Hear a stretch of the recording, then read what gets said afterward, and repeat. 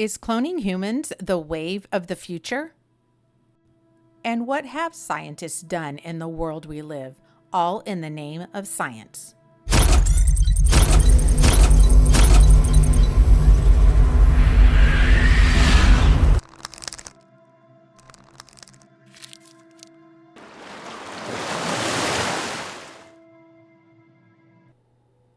So what is cloning exactly?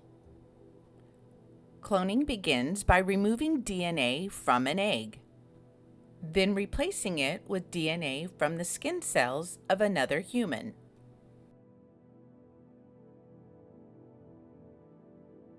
The egg, now an embryo, is then implanted into a surrogate, a human female uterus, to grow.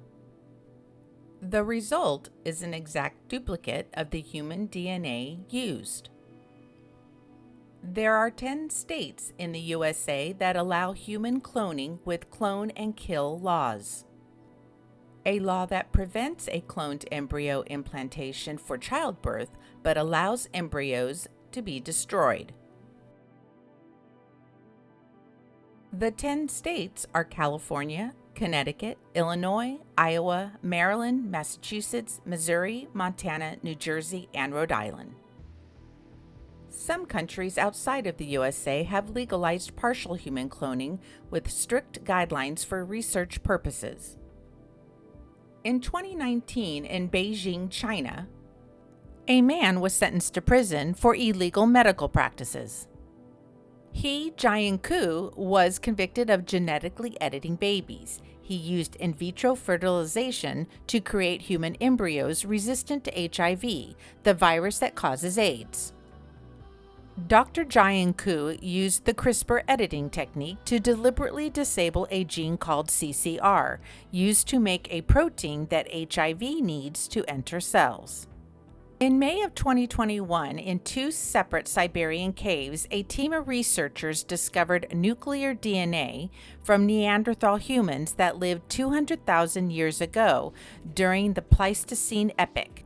This image of skeleton remains is of a Neanderthal found in a tomb who lived during the Mesolithic Stone Age period, 9,000 to 4,300 years ago. Scientists believe this will open a new door for cloning Neanderthals because all humans have 40% of the genome of Neanderthals. Udald Carbonell, an expert in archaeology, anthropology, and paleontology, said, "For the human race, science has no limit. The limit is the imagination." Scientists are studying the future possibility of cloning Neanderthals by using the CRISPR gene editing technology, what Dr. He Jiankui had used in China with the babies, by taking a stem cell from a modern human and adjusting the DNA to match the code of the Neanderthal.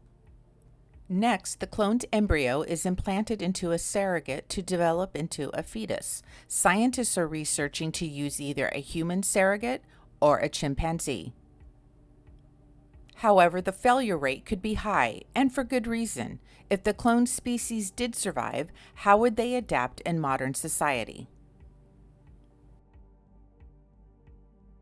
And what would their physical, mental, and intellectual capabilities be in regard to their primal urges and social skills?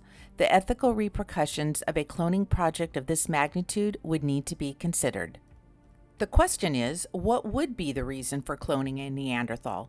Would the goal be for the cloned species to be born and live a physically healthy life, or not?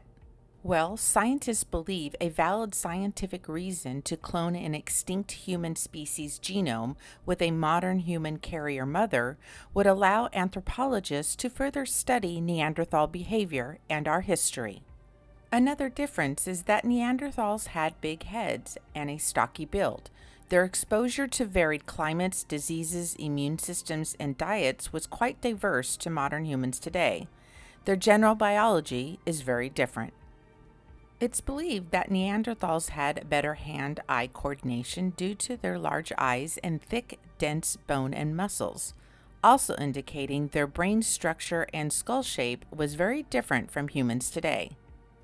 Scientists say the brain is the most difficult organ to clone.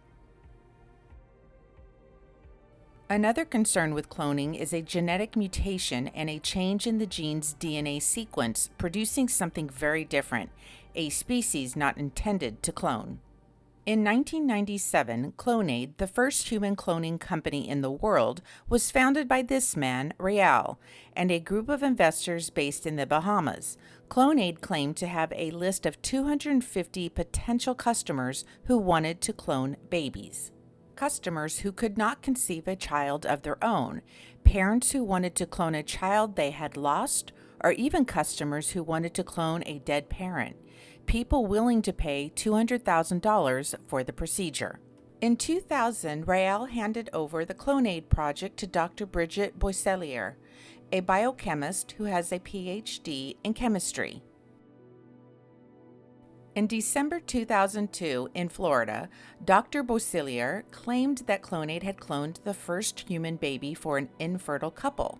The baby was named Eve, though the identity of the parents was never revealed. After much scrutiny, Dr. Boisselier appeared at a Florida hearing where a judge requested that baby Eve's health and well-being be verified. However, Dr. Boisselier claimed baby Eve and the family were now living in Israel, and the judge ruled the court had no jurisdiction. Dr. Boisselier was suspected of this being a hoax, and then in June 2004, the doctor announced that Clonaid had successfully cloned 13 children. However, there was never any evidence to support these claims. Some experts argue that the reason Dr. Boisselier never revealed any proof to validate these cloned babies was because the births were not healthy or she was taken advantage of by the scientists she hired. Dr. Arturo Brito, a Florida pediatrician who studied the ethical and scientific dilemmas of human cloning, said, "One of the major issues is we just don't know how cloned babies will turn out. The babies could be deformed, stillborn, or develop health problems later in life." Scientists say this can happen when using genomes older than a child born naturally by fertilization. In America, the cloning of body parts is currently happening for research. However, for ethical reasons, the growth is being terminated after 14 days, just before the clones develop a spinal cord. What are your thoughts on cloning? Thanks for watching and stay safe and well.